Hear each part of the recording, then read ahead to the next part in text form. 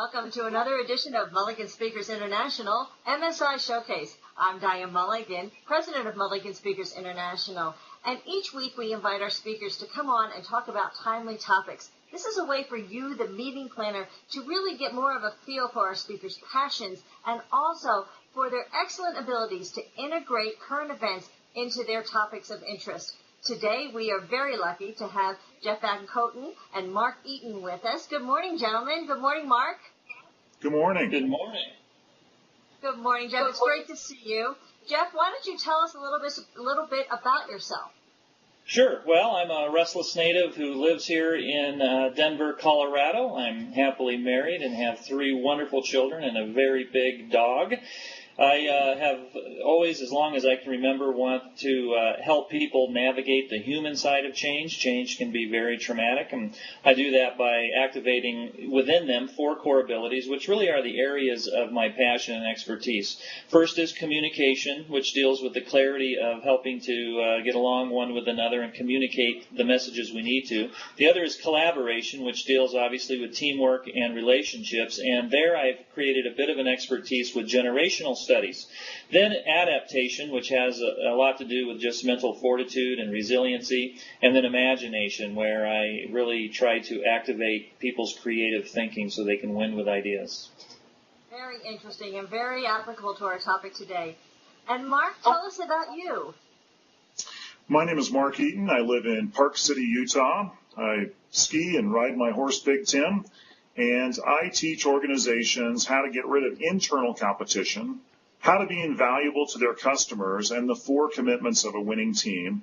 And I draw off my experience as a 12-year NBA player with the Utah Jazz and really teach how team exists from the inside out and how it's created. That's great. And I think both of these gentlemen will be great to talk to us today about our topic, which is the new consumer.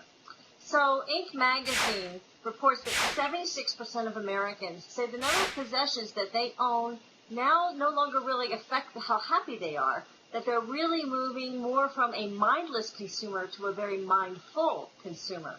So, Jeff, how do you think this new consumerism translates amongst the generations?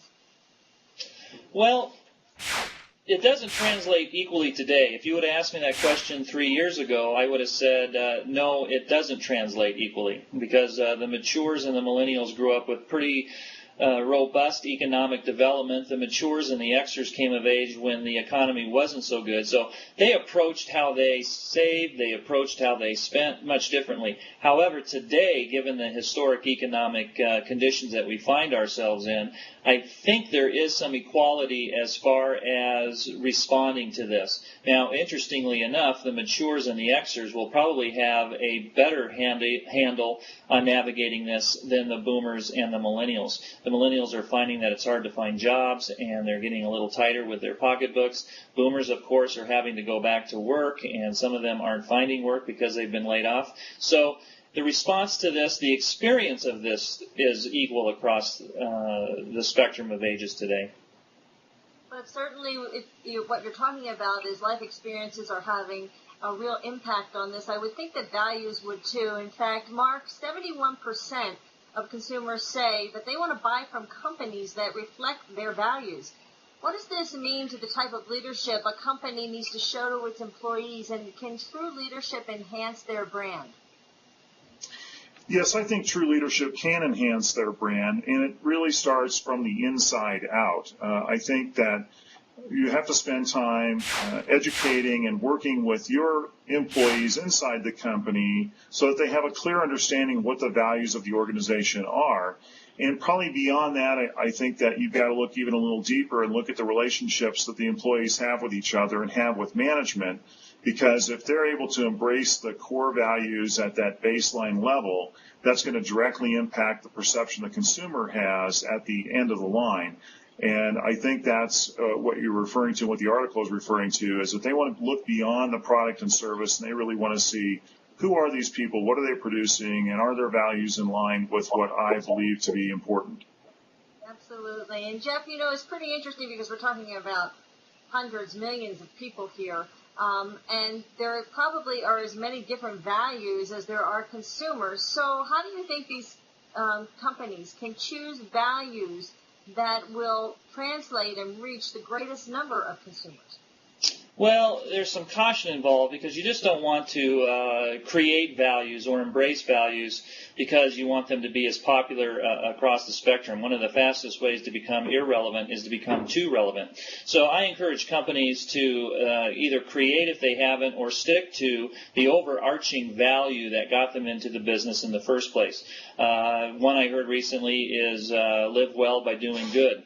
Google's overarching value is do no evil. And when you are aligned with your core value, that alone is going to reflect in a popularity from the consumer that you're looking for, the particular consumer that you are looking for. So I would say stick to the overarching value, live that out, lead that out, and that in itself will attract the customers you're looking for.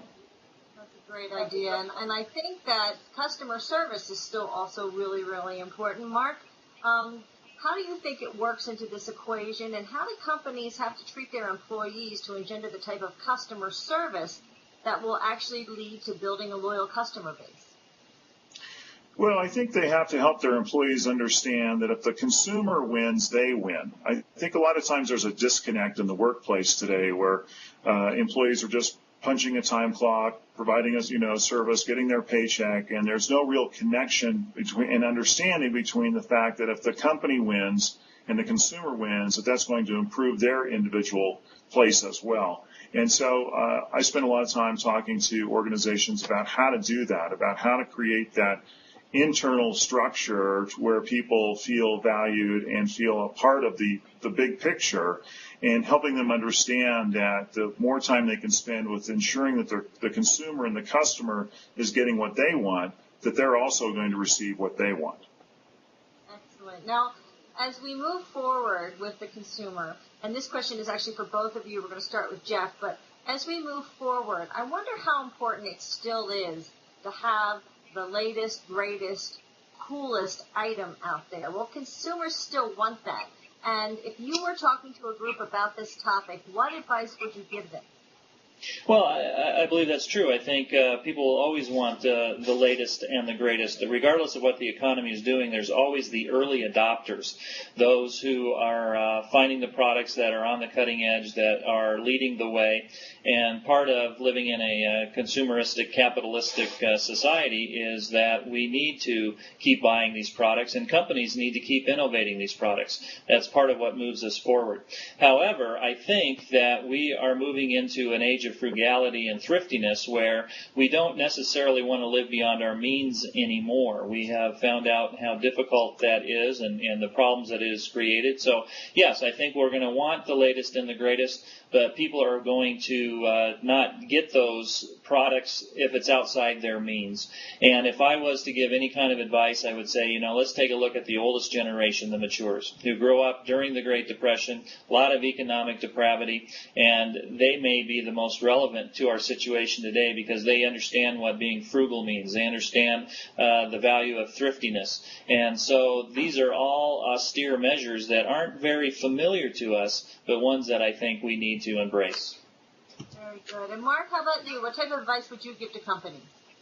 Well, I agree with Jeff that people are much more value-based now. They're looking at their pocketbooks a little closer, and at the same time, they still want to be on the cutting edge. And so if you can provide a product or a service that's a real wow, that improves their position in the marketplace, that improves their market share, and consumers can't live without, that's still a real proposition that people are going to engage in and really look hard at. And so when I go out and speak to organizations, I talk a lot about that, about if you're going to put something out there, make sure, number one, it's something customers really want, consumers really want, and secondly, it's going to give them an edge somehow in their business or in their life to the point where they have to have it, where they just can't say no, that it just has to have that wow experience. And so that's kind of the litmus test for me. Is it a wow?